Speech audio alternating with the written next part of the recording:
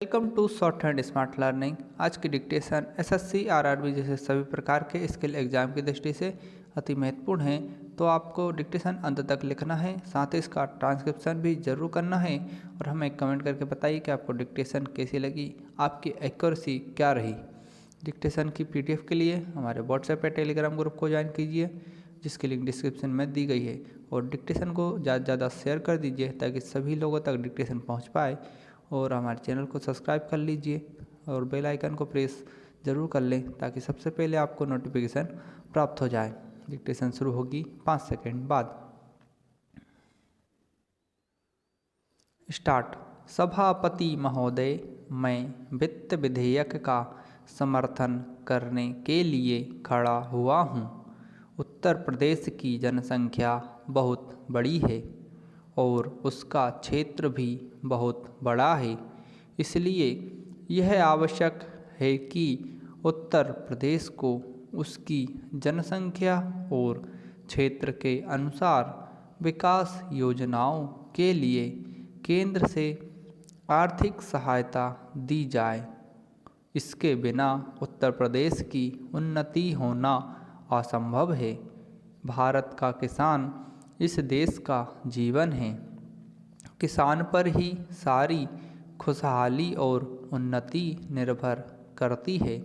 अगर उसका जीवन समृद्ध होगा तो देश भी समृद्ध होगा।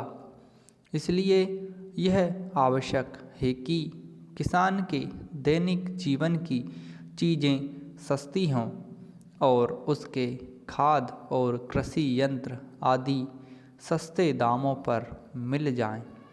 पानी के लिए उसको भगवान की तरफ ना देखना पड़े, बल्कि उसको सिंचाई के विषय में आत्मनिर्भर बनाया जाए।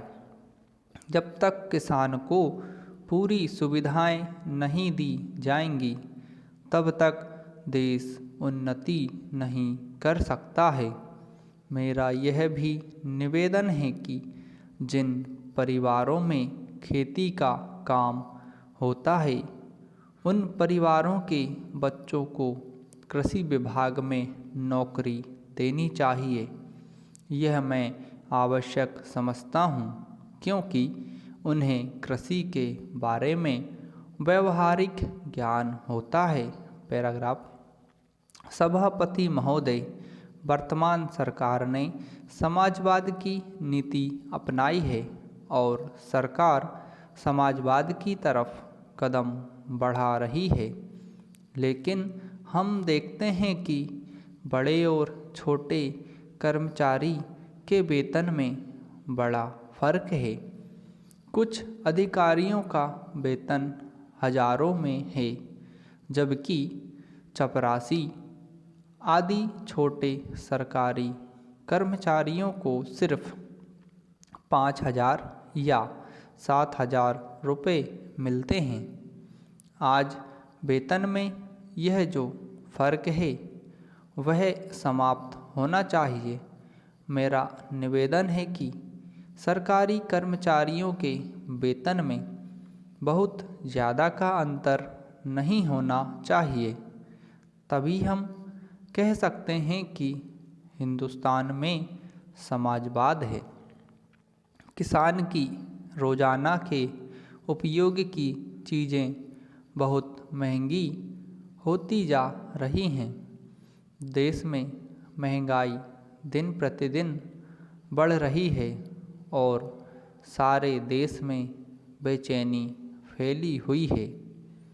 इस बढ़ती हुई महंगाई को रोकना आवश्यक है, नहीं तो देश में क्रांति हो जाएगी। आप इस सच्चाई को छिपा नहीं सकते कि आज देश में चारों तरफ बड़ा असंतोष है और लोग बड़ी आशा से हमारी तरफ देख रहे हैं, लेकिन महंगाई हमारे नियंत्रण से बाहर होती चली जा रही है। देश में काले धन की बड़ी चर्चा की जाती है। उसको निकालने के लिए बड़े प्रयत्न किए गए हैं। पैराग्राफ। सभापति महोदय, सरकार इस स्थिति में नहीं आई है कि वह कह सके कि देश में काला धन नहीं है। काले धन को निकालने के और प्रयत्न होने चाहिए, लेकिन उसके साथ साथ इस दिशा में भी कदम उठाए जाएं कि ऐसे कामों पर रोक लगाई जाए जिससे लोगों को काला धन कमाने का अवसर ही ना मिले। आज हमारे देश के विभिन्न प्रदेशों और क्षेत्रों की स्थिति में बड़ा अंतर है। इस अंतर को समाप्त किया जाना चाहिए। मुझे आशा है कि वित्त मंत्री महोदय मेरे इन सुझावों पर अवश्य ध्यान देंगे।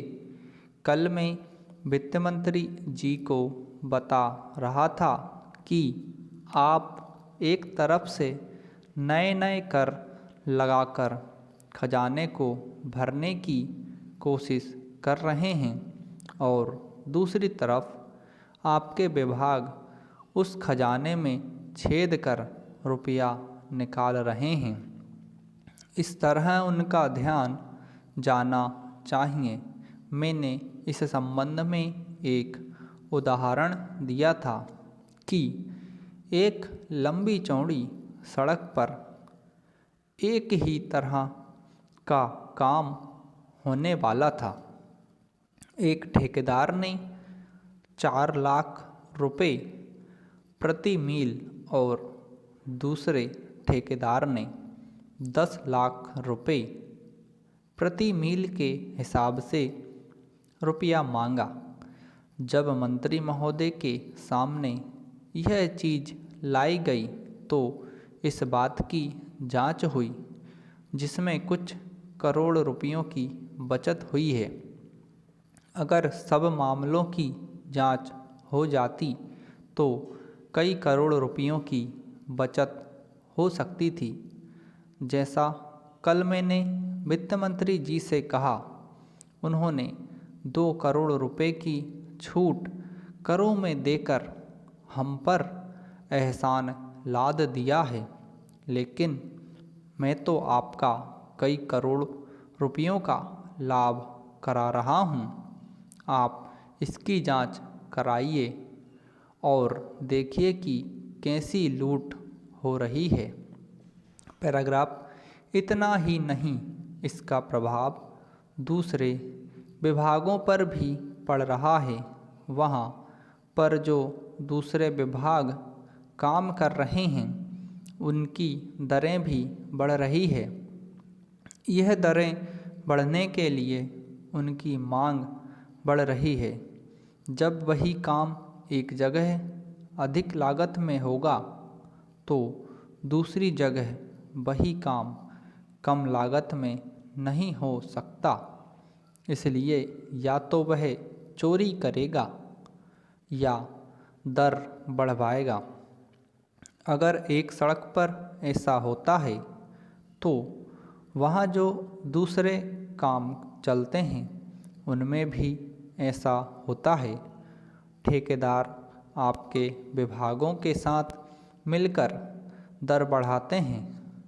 मैं भ्रष्टाचार की बात नहीं करता हूँ, उसको ना आप बंद कर सकते हैं और ना मैं बंद कर सकता हूँ और ना लोग। समाप्त। दोस्तों, डिक्टेशन पसंद आया तो इसे ज़्यादा शेयर करें, हमारे चैनल को सब्सक्राइब करें ताकि आपको इसी तरह की डिक्टेशन सबसे पहले प्राप्त होती रहे।